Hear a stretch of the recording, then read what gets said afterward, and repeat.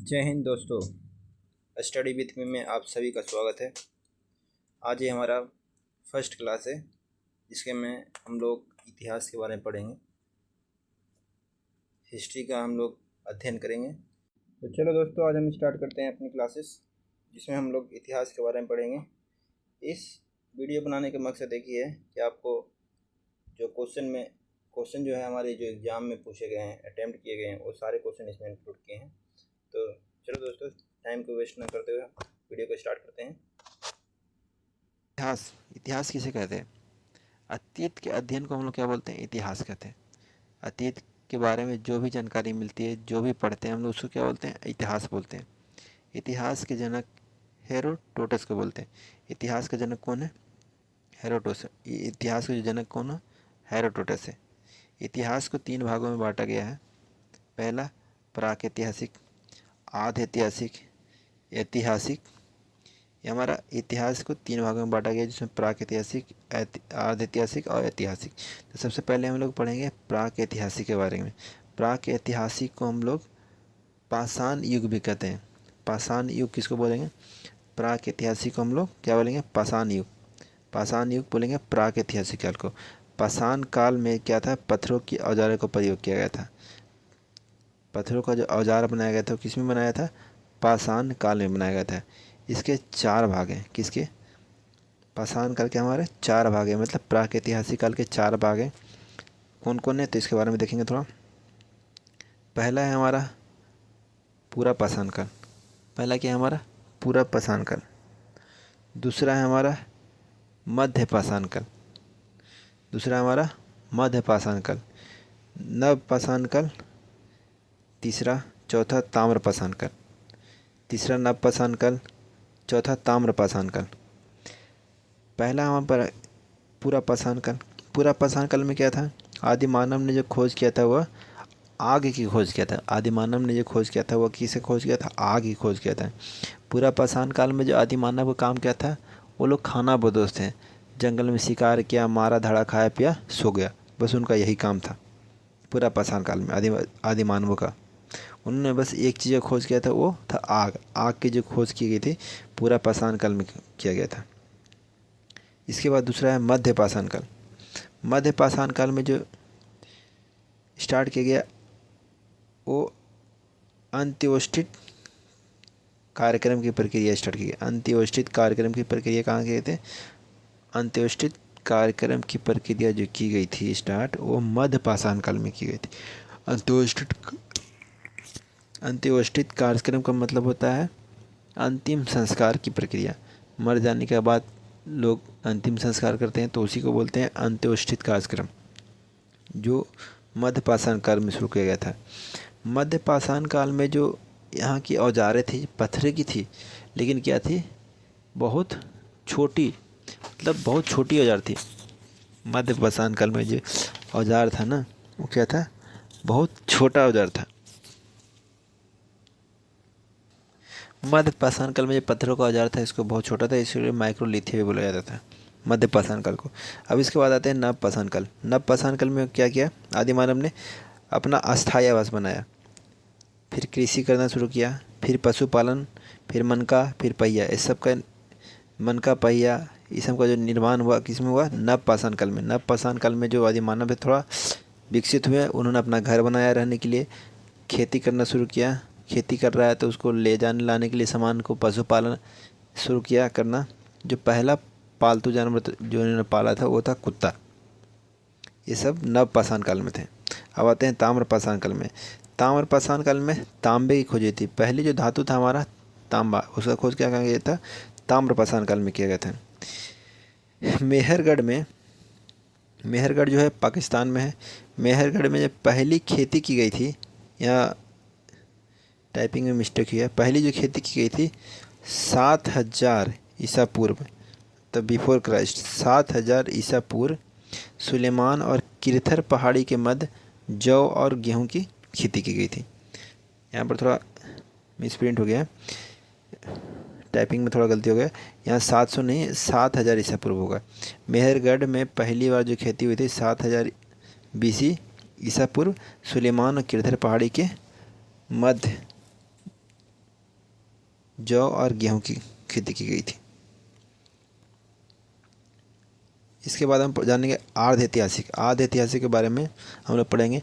आर्ध ऐतिहासिक में क्या था ना कि यहाँ के लोग जो थे ना पढ़े हुए थे, लिखना भी जानते थे, लेकिन इन्होंने ऐसा लिखा ना कि इसको कोई पढ़ ही नहीं पाया आज तक। इसको लगे अपठनीय। इनके जो लिखी हुई जो जो भी कुछ इन्होंने लिखा था वो क्या था, अपठनीय, जिसे आज तक कोई पढ़ ही नहीं पाया। आर्ध ऐतिहासिक काल में हम लोग जनरली हम लोग सिंधु सभ्यता के बारे में पढ़ेंगे हम लोग। तो चलिए हम बढ़ते हैं सिंधु सभ्यता की तरफ। सिंधु सभ्यता 2500 ईसा पूर्व से 1750 ईसा पूर्व तक था। इसकी खुदाई में जो पहला शहर मिला था वो था हड़प्पा। पहला जो शहर मिला था क्या था, हड़प्पा। इसकी खुदाई में जो पहला शहर मिला था वो था हड़प्पा।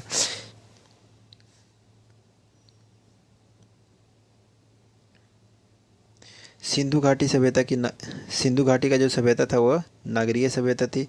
इसे कास या कपास युगनी सभ्यता भी कहते थे। नामकरण जो दिया था जॉन मार्शल ने दिया था। खुदाई जो था दयाराम साहनी ने करवाया था। खुदाई किसने करवाया था, दयाराम साहनी ने करवाया था। पहली बार जो जानकारी मिली थी, पहली बार जानकारी किसने दिया था, चार्ल्स मैसन ने दिया था। चार्ल्स मैसन ने इसका पहली बार जानकारी मिली थी। पहली बार सर्वेक्षण किसने किया था, कनिंघम ने किया था। लिपि भावचित्रात्मक था। आकार त्रिभुजाकार था। यहाँ की सड़कें समकोण और पूरब पश्चिम की दिशा में थी। यहाँ की जो सड़कें थे क्या थी, समकोण और पूरब पश्चिम की दिशा में थी। यहाँ की नालियाँ पक्की थी और पत्थरों से ढकी हुई थी। यहाँ कपास और कांसे से लोग परिचित थे, लोहे और तलवार से अपरिचित थे। यहाँ की मोहर शेरगढ़िया जो लाल कलर की होती थी उस पर बैल की चित्र मिला था, ना कि गाय और शेर का। अर्थव्यवस्था यहाँ का कृषि था। व्यवसाय व्यापार था। सिंधु रवि नदी के किनारे बसा हुआ। सिंधु जो सभ्यता था कहाँ, रवि नदी के किनारे बसा हुआ। हड़प्पा सिंधु सभ्यता का सबसे पुराना शहर है। हड़प्पा जो था क्या था, सिंधु सभ्यता का सबसे पुराना शहर था। सबसे पुराना शहर कौन था, सिंधु सभ्यता का हड़प्पा था। सिंधु सभ्यता के सबसे खुदाई में सबसे पहला जो शहर मिला था वो हड़प्पा था। शहर की खुदाई 1921 में किया गया था। वो किसके द्वारा किया गया था, हड़प्पा सभ्यता की जो खुदाई किया था 1921 में किया गया था, वो दयाराम साहनी द्वारा किया गया था।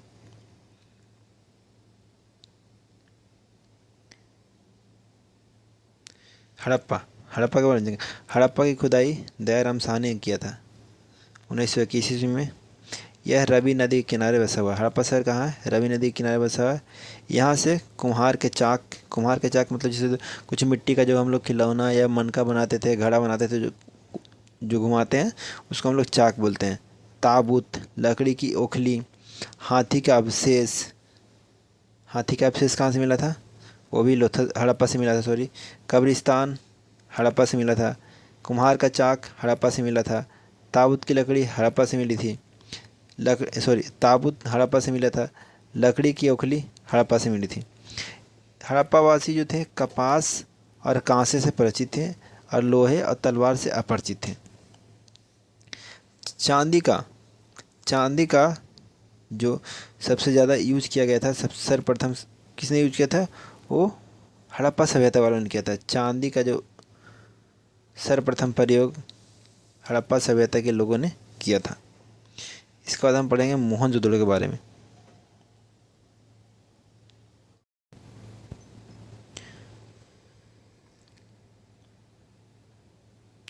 मोहनजोदड़ो की जो खुदाई हुआ था वो 1921 ईस्वी में किया गया था। मोहनजोदड़ो की खुदाई जो हुआ था 1921 ईस्वी में किया था और राखलदास बनर्जी ने इसका खुदाई करवाया था। ये पाकिस्तान के करनाल ज़िले में स्थित है। मोहनजोदड़ो जो है पाकिस्तान के करनाल ज़िले में स्थित है। यह शहर सिंधु नदी के तट पर है। सिंधु नदी के तट पर कौन सा शहर है, मोहनजोदड़ो जो है सिंधु नदी के तट पर है। इसकी खुदाई 1921 में हुई थी राखलदास बनर्जी द्वारा। यह सिंधु सभ्यता का सबसे बड़ा शहर है। मोहनजोदड़ो जो है सिंधु सभ्यता का क्या है, सबसे बड़ा शहर है। यह मोहनजोदड़ो का मतलब होता है मृतकों का टीला। मोहनजोदड़ो में मृतकों का एक बहुत बड़ा टीला मिला था, इसलिए इसको मोहनजोदड़ो क्या बोलते हैं, मृतकों का टीला बोलते हैं। यहाँ कुछ निम्नलिखित वस्तुएं मिले हैं कुछ अवशेष मिले हैं मोहनजोदड़ो में, वो हम देखेंगे। पहला जो अवशेष मिला है वो क्या मिला है? पुरोहित आवास। मोहनजोदड़ो में क्या मिला है? पुरोहित आवास, घर में कुआं, विशाल अन्नागार, विशाल स्नानागार। स्नानागार मतलब स्विमिंग पूल, तालाब जिसमें नहाते थे। अन्नागार जहाँ औजार या अनाज रखते थे, उसको हम अन्नागार बोलते हैं। सूती वस्त्र मोहनजोदड़ो से मिला है। स्वास्तिक चिन्ह मोहनजोदड़ो से मिला है। पशुपति शिव की जो मूर्ति थी वो भी मोहनजोदड़ो से मिला है। सभागार मोहनजोदड़ो में लगती थी, सभागार भी मोहनजोदड़ो से मिला है। तांबे का ढेर मोहनजोदड़ो से मिला। कांस्य की नर्तकी मूर्ति वो भी मोहनजोदड़ो से मिला है। तो ये सब सारे जो अवशेष है, वस्तुएं हैं, यह मोहनजोदड़ो से मिला है, मोहनजोदड़ो से प्राप्त हुआ है। और सिंधु सभ्यता का जो तीसरा शहर था वह था चनहुदड़ो। तीसरा शहर था चनहुदड़ो। चनहुदड़ो जो है हमारा तीसरा शहर है सिंधु सभ्यता का। तो चनहुदड़ो के बारे में आज पढ़ेंगे। इसकी खुदाई सन 1931 में गोपाल मजुमदार ने करवाया था। चनहुदड़ो की खुदाई 1931 ईस्वी में गोपाल मजुमदार ने करवाया था। यह पाकिस्तान के सिंधु नदी के तट पर है। चनहुदड़ो कहाँ है? पाकिस्तान के सिंधु नदी तट पर है। मोहनजोदड़ो भी पाकिस्तान के सिंधु नदी पर तट पर था। यह एकमात्र शहर है जो दुर्ग रहित है। दुर्ग रहित का मतलब होता है, यह एकमात्र ऐसा शहर है जो दुर्ग रहित है। दुर्ग रहित का मतलब होता है चारों ओर किला नहीं होना। यह एक ऐसा शहर है जिसके चारों ओर किला नहीं था। यह एक औद्योगिक शहर था। चनहुदड़ो क्या था? एक औद्योगिक शहर था। चनहुदड़ो जो था यह एक औद्योगिक शहर था। यहाँ से निम्नलिखित वस्तुएं मिली हैं। क्या मिला है वो हम इसके बारे में पढ़ेंगे अभी।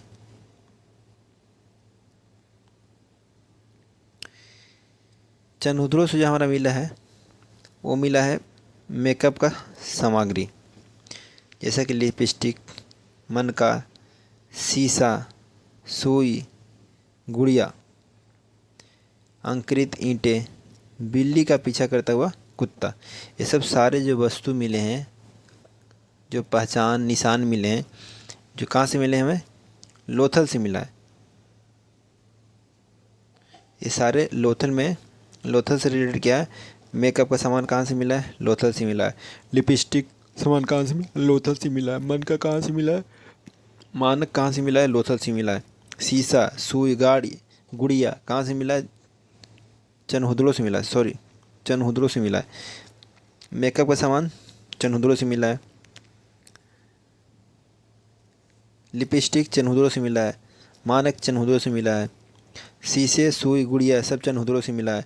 अंकुरित ईंटें चनहुदड़ो से मिला है। बिल्ली का पीछा करते हुए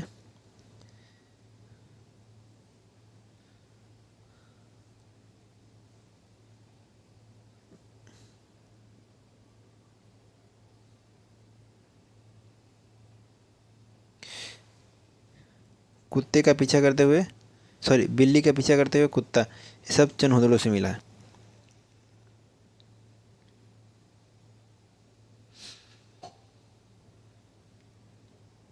सिंधु सभ्यता की जो तीसरी शहर थी वह था चनहुदड़ो। तीसरी शहर था चनहुदड़ो। आज हम चनहुदड़ो के बारे में पढ़ेंगे, इसके बारे में। इसकी खुदाई 1931 ईस्वी में गोपाल मजुमदार ने करवाया था। यह पाकिस्तान के सिंधु नदी के तट पर स्थित है। चनहुदड़ो कहाँ है? पाकिस्तान के सिंधु नदी के तट पर। यह एक ऐसा शहर है जो दुर्ग रहित शहर है। एक ऐसा शहर है, चनहुदड़ो जो है एक मात्र ऐसा शहर है जो दुर्ग रहित है। दुर्ग रहित कहने का मतलब इसके चारों ओर किला नहीं बना हुआ है। यह एक औद्योगिक शहर है। चनहुदड़ो जो है यह एक औद्योगिक शहर है। यहाँ से निम्नलिखित वस्तुएं मिली हैं, जैसे कि मेकअप का सामान, लिपस्टिक, मानक, शीशा, सुई, गुड़िया, ये सब कहाँ से मिला है? चनहुदड़ो से मिला है। अंकुरित ईंटें, ये सब कहाँ से मिला है? चनहुदड़ो से मिला है। बिल्ली का पीछा करते हुए कुत्ता, पैरों का निशान कहाँ से मिला है? सब चनहुदड़ो से मिला है।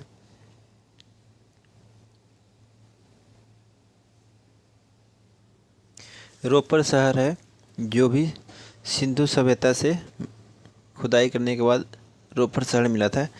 इसकी खुदाई यज्ञदत्त शर्मा द्वारा 1953 ईस्वी में करवाया गया था। रोपड़ शहर सिंधु सभ्यता की खुदाई में मिला था। वो खुदाई कब करवाया गया था? 1953 ईस्वी में। किसने करवाया था? यज्ञदत्त शर्मा ने खुदाई करवाया था। रोपड़ जो है पंजाब सतलज नदी के किनारे स्थित है। यह पंजाब में है जो सतलज नदी के किनारे स्थित है। यहाँ मानव के साथ साथ पालतू जानवरों को भी सब मिला था। रोपड़ में मानव के साथ साथ क्या मिला था? पालतू जानवरों का सब मिला था। मतलब वहाँ क्या होता था रोपड़ में कि जब आदमी मर जाता था तो उसके पालतू जानवर को भी उसके साथ साथ दफना दिए जाते थे। अब सिंधु सभ्यता का जो अगला शहर है वो है बनवाली। बनवाली का मतलब होता है बिना बना हुआ, टेढ़े मेढ़े। तो बनवाली में क्या था? यहाँ की सड़कें टेढ़ी मेढ़ी थी। यहाँ जल निकासी का व्यवस्था ना होने के कारण घरों में गड्ढा खोदा जाता था, जिसको हम लोग क्या बोलते थे? सोख्ता।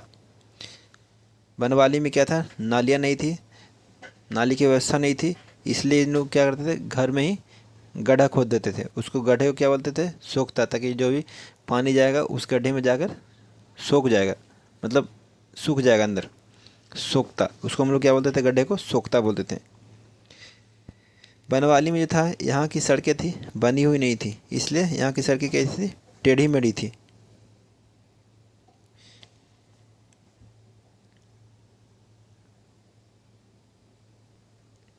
बनवाली के बाद हम पढ़ेंगे कालीबंगा के बारे में। बनवाली के बाद हम पढ़ेंगे किसके बारे में? कालीबंगा के बारे में पढ़ेंगे।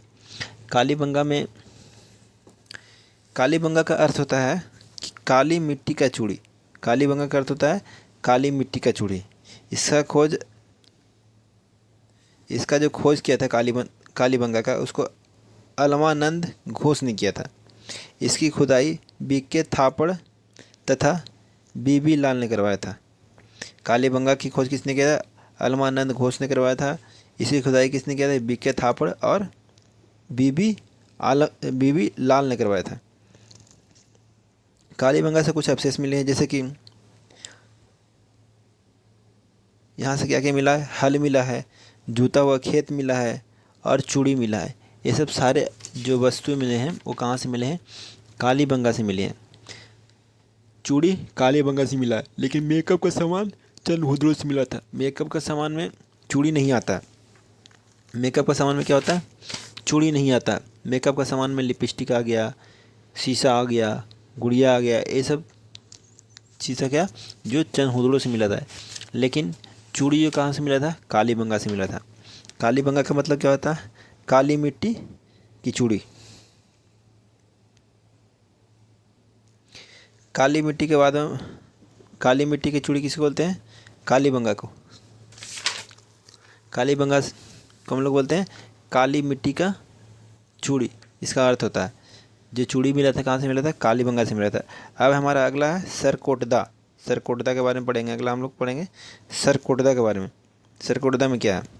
यह एक गुजरात में स्थित है। सरकोटदा जो शहर है कहाँ है? गुजरात में स्थित है। सरकोटदा में जो था ना वो कलश समाधान और घोड़े की हड्डी,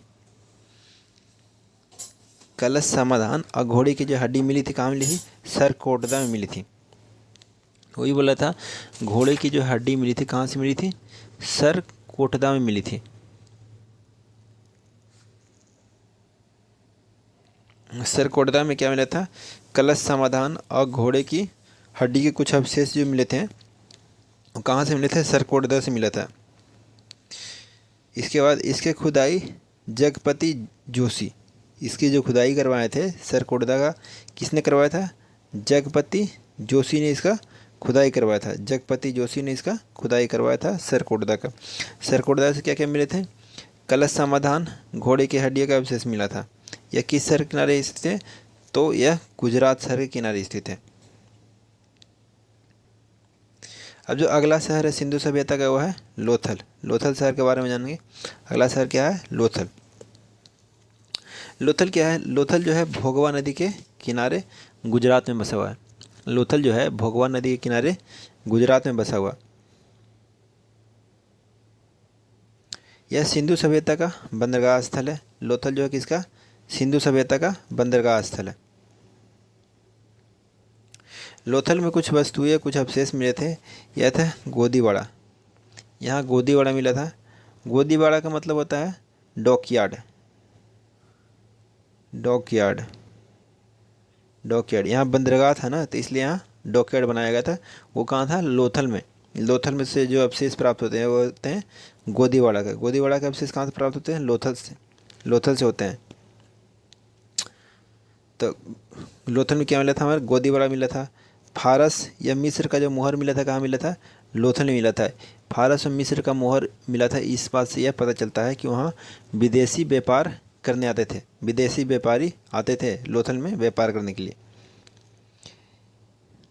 यहाँ के जो घर के दरवाजे थे ना लोथल में, वो सड़क की तरफ खुलते थे। घर की खिड़कियों के जो दरवाजे थे वो कहाँ? सड़क की तरफ खुलते थे। लेकिन हड़प्पा मोहनजोदड़ो में क्या था?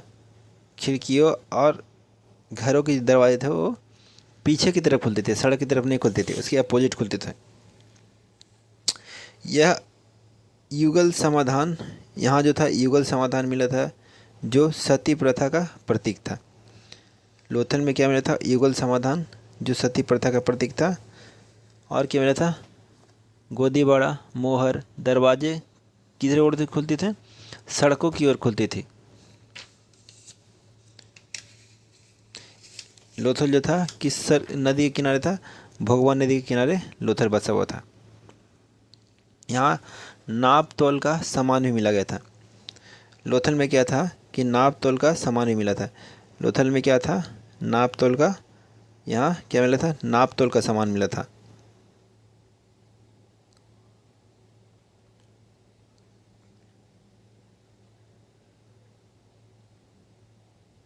यहाँ जो तक क्या है, नाप तोल का सामान मिला था।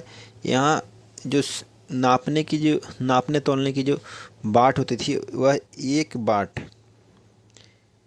जो था, यहाँ का जो एक वाट था, 1 वाट बराबर 16 केजी होता था। लोथल में जो 1 वाट था, 1 वाट जो 16 केजी के बराबर होता था।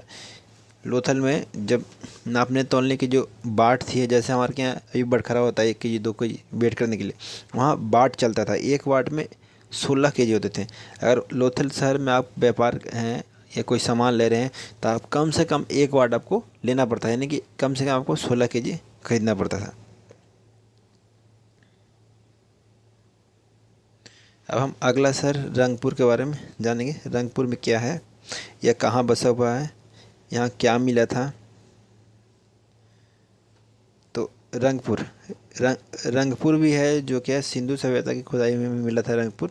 यह गुजरात में स्थित है। कहाँ स्थित है? यह गुजरात में स्थित है। यहाँ से धान को भूसी मिली थी। क्वेश्चन आएगा कि धान की भूसी कहाँ से मिली थी, तो रंगपुर। धान की भूसी किसे बोलते हैं? रंगपुर। धान की भूसी कहाँ से मिली थी? रंगपुर। ये क्वेश्चन बिहार दर्पण में आ चुका है। धान की भूसी कहाँ से मिली थी? रंगपुर से। सिंधु सभ्यता का सबसे बड़ा जो स्थल है धौलावीरा है, जो कुछ गुजरात और कुछ पाकिस्तान में पड़ता है। सिंधु सभ्यता का सबसे बड़ा स्थल क्या है? धौलावीरा। सिंधु सभ्यता का सबसे बड़ा स्थल धौलावीरा, जो पूरे विश्व में सबसे बड़ा स्थल है, वो गुजरात से लेके पाकिस्तान तक फैला हुआ है। भारत का सबसे बड़ा जो स्थल है रंगपुर। भारत का सबसे बड़ा स्थल किसको बोलते हैं? रंगपुर को बोलते हैं, जो हरियाणा में है। इससे क्वेश्चन आएगा क्या? भारत का सबसे बड़ा स्थल राखी गढ़ी, जो हरियाणा में है। धान की भूसी रंगपुर। धान की भूसी रंगपुर। रंगपुर कहाँ है? तो गुजरात शहर में स्थित है। रंगपुर कहाँ है? तो गुजरात शहर में स्थित है। इसके बाद हम पढ़ेंगे कुसान। कुसान के बारे में। कुसान यह हरियाणा के हिसार जिला में स्थित है। कुसान कहाँ है? हरियाणा के हिसार जिला में है। कुसान जो है हरियाणा के हिसार जिला में है। यहाँ से ज़्यादा कुछ नहीं मिला था। कुसान से हमें यहाँ से ज़्यादा कुछ नहीं मिला था। यहाँ कुषाण से हमें क्या मिला था, चांदी के 2 मुकुट मिले थे। क्वेश्चन आएगा चांदी का मुकुट कहाँ से प्राप्त हुआ था, तो कुषाण से प्राप्त हुआ। किस सभ्यता से प्राप्त हुआ था, सिंधु सभ्यता से प्राप्त हुआ था। सिंधु सभ्यता में कौन था, कुषाण। तो चांदी का जो 2 मुकुट था वो कहाँ से मिला था, सिंधु सभ्यता से, सॉरी सिंधु सभ्यता से मिला था। लेकिन सिंधु सभ्यता कहाँ से, कौन से शहर से मिला था, कुणाल शहर से मिला था।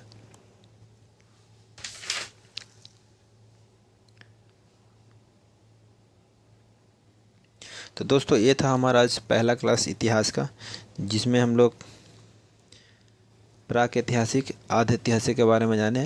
प्राक-ऐतिहासिक पाषाण काल को कहते हैं। आध-ऐतिहासिक में क्या आता है, सिंधु सभ्यता के बारे में पढ़ते हैं। पाषाण काल में क्या था, पत्थरों का औजार का प्रयोग किया गया था। इसे 4 भाग में बांटा गया था, पूरा पाषाण काल, मध्य पाषाण काल, नव पाषाण काल। पूरा पाषाण काल में क्या था, आग की खोज, आदि मानव, खानाबदोश। मध्य पाषाण में अंतोष्ठित कार्यक्रम की प्रक्रिया शुरू की गई थी। नव पाषाण काल में अस्थायी आवास, पशुपालन, कृषि, मन का पहिया का निर्माण किया गया था। ताम्र पाषाण काल में तांबे की खोज की थी। पहला जो धातु था वो क्या था, तांबा, जो ताम्र पाषाण काल में खोज किया था। मेहरगढ़ जो पाकिस्तान में है, पहली बार जो खेती की गई थी, यहाँ गलत लिखा हुआ है 700, पहली बार जो खेती की गई थी 7000 BC बिफोर क्राइस्ट, ईसा पूर्व पहले सुलेमान और किरथर पहाड़ियों के मध्य जौ और गेहूं की खेती की गई थी।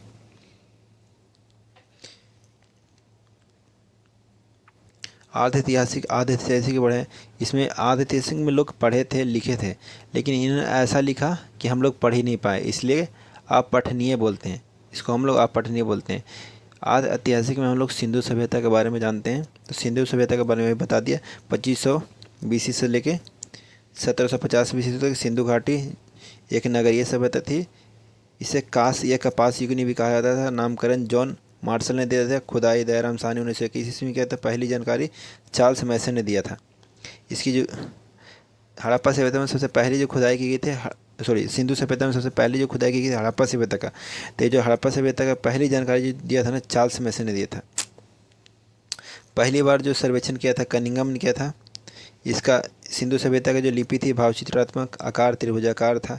सड़क समकोण और पूर्व पश्चिम की दिशा में बना हुआ था। नाली जो पक्की नाली बनी थी और पत्थरों से ढकी हुई थी। कपास और कांस्य से सिंधु सभ्यता वाले लोग परिचित थे, लेकिन लोहे और तलवार से अपरिचित थे। मोहर पे सिलगड़िया लाल करके मोहर था, उस पर बैल का चित्र मिलता था, ना कि गाय और शेर का चित्र मिलता था। अर्थव्यवस्था कृषि था, व्यवसाय व्यापार था। सिंधु जो था,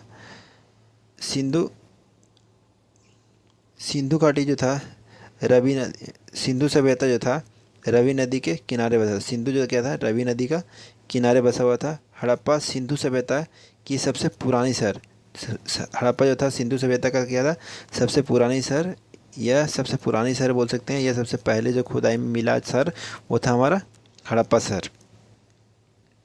बस एक बार रिवीजन कर लेते फटाफट। हड़प्पा शहर में क्या, हड़प्पा की खुदाई दयाराम साहनी ने किया था 1921 ईस्वी में। रवि नदी के किनारे स्थित है। यहाँ कुम्हार के चाक, ताबूत, लकड़ी की ओखली, हाथी का अवशेष, कब्रिस्तान इत्यादि कहाँ से मिले थे, हड़प्पा से मिले थे। कपास और कांसे से परिचित थे और लोहे और तलवार से ये लोग अपरिचित थे। हड़प्पा सभ्यता में क्या था, चांदी का सर्वप्रथम प्रयोग जो हड़प्पा सभ्यता के लोगों ने किया था। सबसे पहले जो चांदी का प्रयोग किया था हड़प्पा सभ्यता के लोगों ने किया था। अब था मोहनजोदड़ो। मोहनजोदड़ो भी 1921 में खुदाई की गई थी। इसको राखल दास बनर्जी द्वारा किया गया था। यह पाकिस्तान के करनाल जिले में स्थित है। यह शहर सिंधु नदी के तट पर है।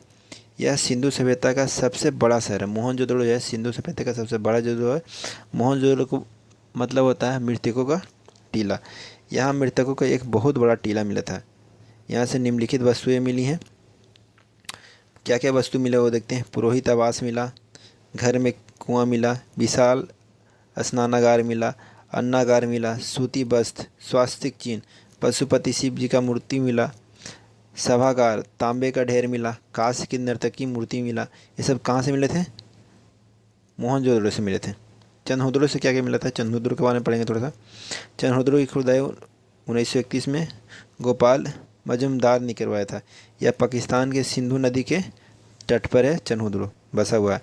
यह एकमात्र शहर है जो दुर्ग रहित का मतलब होता है जिसके शहर के चारों तरफ किला ना हो। यह एक औद्योगिक शहर था। चंदुरोज जो था क्या था, यह एक औद्योगिक शहर था। यहाँ से कुछ निम्नलिखित वस्तुएं मिली थी, उसके बारे में देखते हैं। चंदुद्रो से क्या मिला था, मेकअप का सामग्री मिला था, मेकअप का सामान मिला था, जैसे कि लिपस्टिक, मानक, शीशा, सुई, गुड़िया, अंकुरित ईंट, ये सब कहाँ से मिले थे, चनहुदड़ो से मिला था। कहाँ से मिला था हम लोग को, चनहुदड़ो से मिला था। यहाँ बिल्ली का पीछा करते हुए कुत्ता, बिल्ली का पीछा करते हुए कुत्ता, ये सब कहाँ से मिला था, चनहुदड़ो से मिला था। ये सब रोपड़ से खुदाई किसने करवाया था, यज्ञदत्त शर्मा द्वारा कराया था 1953 ईस्वी में। यह पंजाब के सतलज नदी के किनारे स्थित है। यह मानव के साथ साथ पालतू जानवरों को भी सब मिला था। मतलब जैसे कि उसका मालिक मर जाता था जानवर का, तो उसके साथ साथ क्या करते थे, उसके जानवर, पालतू जानवर को भी क्या करते थे, हम लोग दफना दिया करते थे। इस तरह से आज हमने ये सारे कवर किए हैं। ये हमारी आज पहली क्लास थी। आज पहली क्लास में हम लोग पाषाण काल और सिंधु सभ्यता के बारे में जाने। तो दोस्तों, हम आशा करते हैं यह क्लास आपको अच्छी लगेगी, आपको इसका पढ़ाया गया, मैंने जो पढ़ाया वो आपको अच्छा लगेगा। तो आज इतिहास में पाषाण काल और सिंधु सभ्यता के बारे में, टॉपिक के बारे में पढ़ाया। दोस्तों, हम आशा करते हैं ये क्लास आपको अच्छी लगी होगी। आप इसे ज़्यादा से ज़्यादा लाइक करें, ज़्यादा से ज़्यादा शेयर करें, ताकि हमें मोटिवेशन मिल सके और भी हम अच्छे वीडियो अच्छे से बेहतरीन मेहनत करके आपके लिए वीडियो बनाएं, ताकि आप